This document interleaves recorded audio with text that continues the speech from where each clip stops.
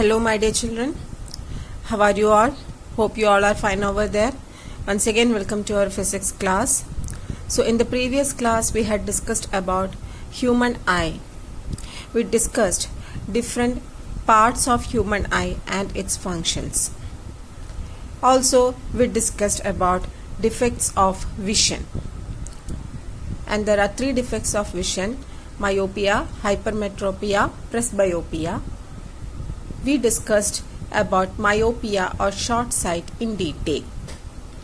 Today we are going to discuss rest of the defects of vision, that is hypermetropia and presbyopia. So let's get started with today's session.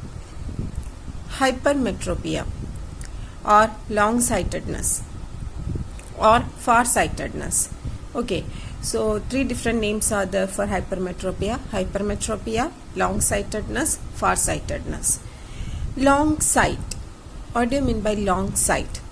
From the name itself, we can understand there will be sight for long distance objects.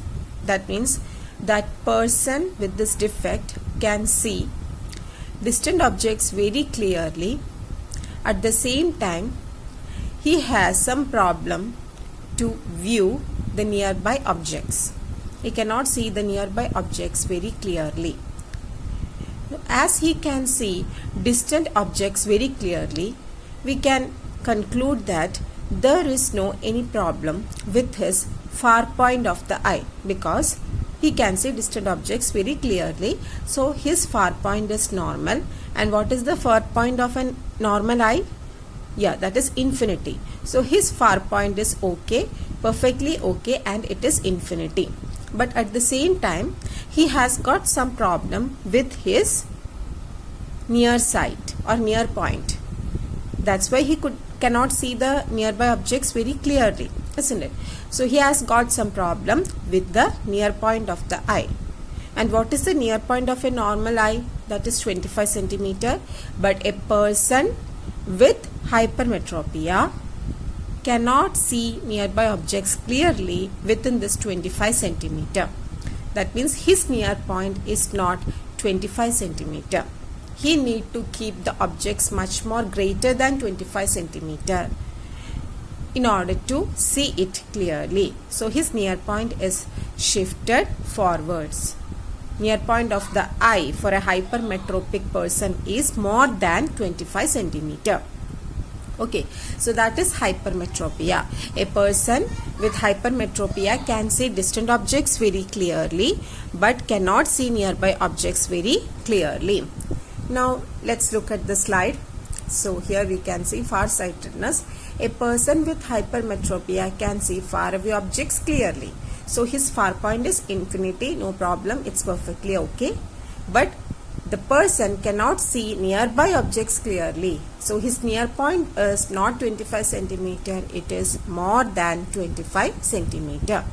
So what could be the causes for this hypermetropia? Let's discuss about that.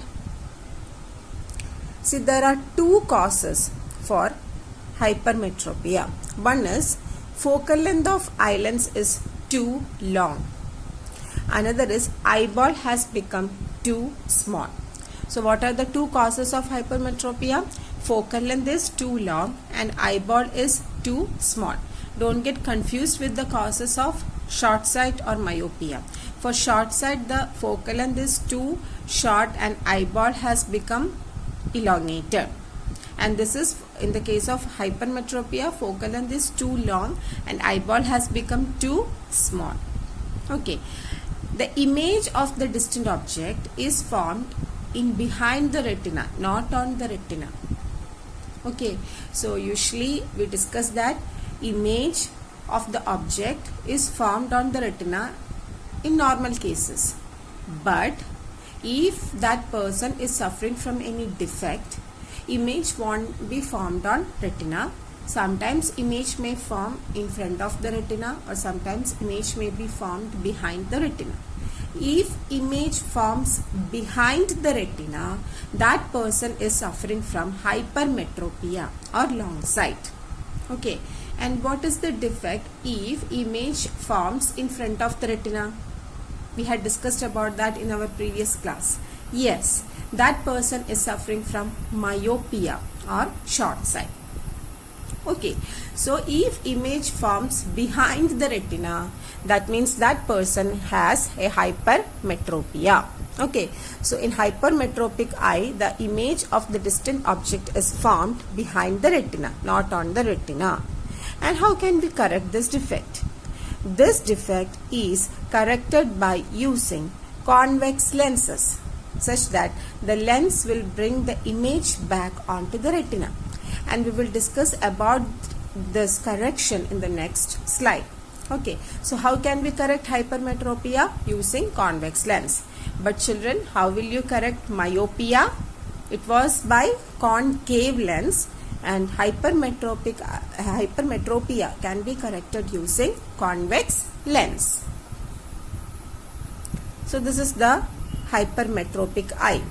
See, where is the image formed? Here you can see light rays from the distant object is focused through the eye lens. This is our eye lens, and since it is a convex lens, when the light rays pass through the eye lens, it will be converged, and finally all the rays converge at a point behind the retina, not on the retina, because this is retina.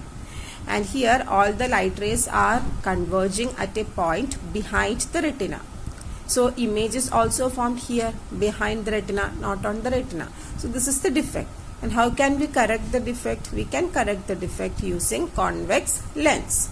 So what we want to do, place a convex lens just before our eye lens. Okay, place a convex lens just before our eye lens. So what will happen? Light rays coming from the distant object, first it will pass through this convex lens and it will be converged a little bit. Again, those converged light rays are passing through our eye lens, and through which again the rays are converged, and finally the image is formed on the retina. And what should be but the power of this lens, both in the case of myopia or hypermetropia? In the case of myopia, we used to keep concave lens here, and in the case of hypermetropia, we will keep a convex lens here. That is the difference. And what will be the power of these lenses? Those power depends upon our defect. How intense that defect is, that determines the power of these lenses. Okay, so this is about the hypermetropia, causes of hypermetropia, and the correction. And you should study this ray diagram. A detailed ray diagram is there in your textbook, NCERT textbook.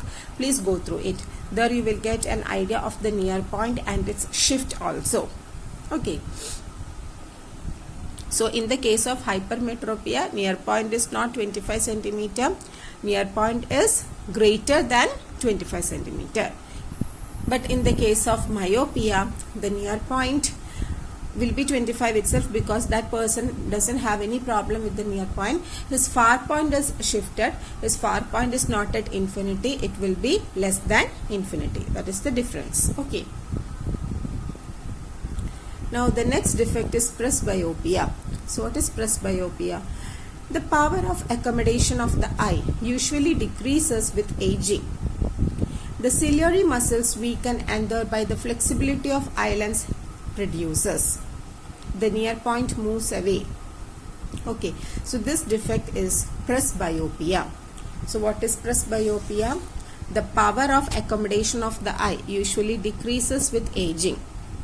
Okay, for most people, the near point gradually recedes away. It will move away. They find it difficult to see the nearby objects comfortably and distinctly without corrective eyeglasses. This defect is called presbyopia, and this occurs due to the gradual weakening of ciliary muscles and diminishing flexibility of the eye lens. Okay, so you all know the importance of power of accommodation. What is power of accommodation? It is the ability of the eye to adjust the focal length. Okay, so as the people gets aged, what happens?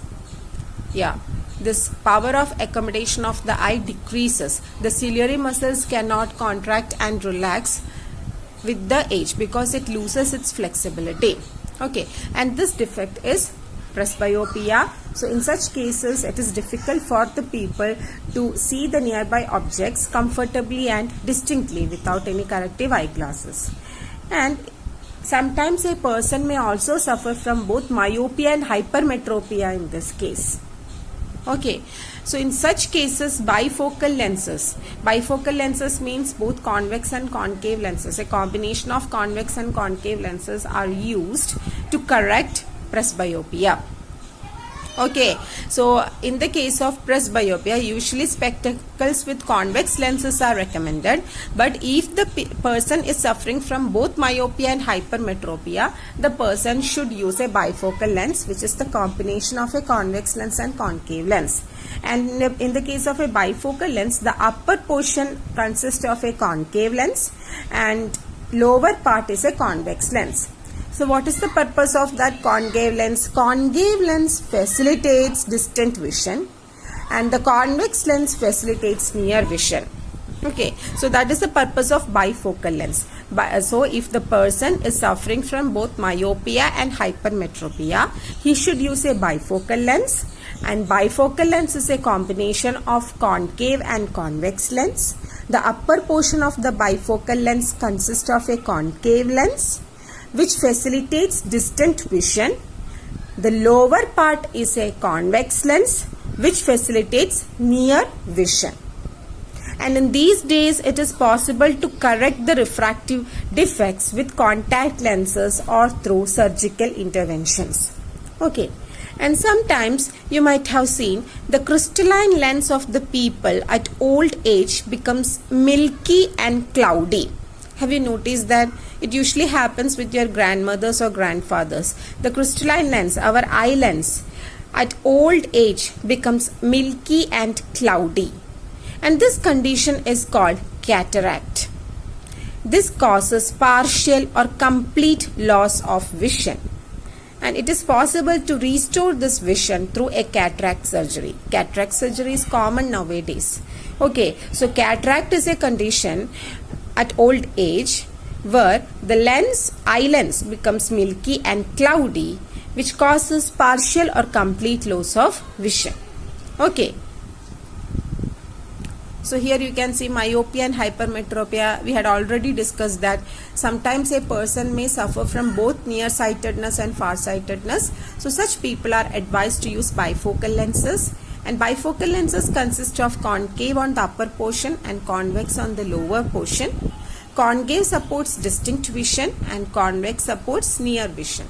Refractive eye defects can also be corrected using contact lenses or through specific surgical procedures. So that's all about defects of vision. We had discussed 3 defects of vision and also about the cataract in detail, the causes for the defects and how will be the image, the ray diagrams related to the defects, methods of correction, everything. So this part is very, very important, and also numerical problems are there based on this part. So you must be thorough with the theoretical aspects of this part. It's very important, my dear children. So we will discuss rest of the chapter in the next session. Take care all of you. Stay home. Stay safe. Please go through the YouTube video that I have uploaded along with the video lessons. It's very important. It will facilitate your study. Okay, you can understand the concepts much more easier. Okay, also attend the test and send me the answers quickly. Okay children, we will meet in the next session. Thank you.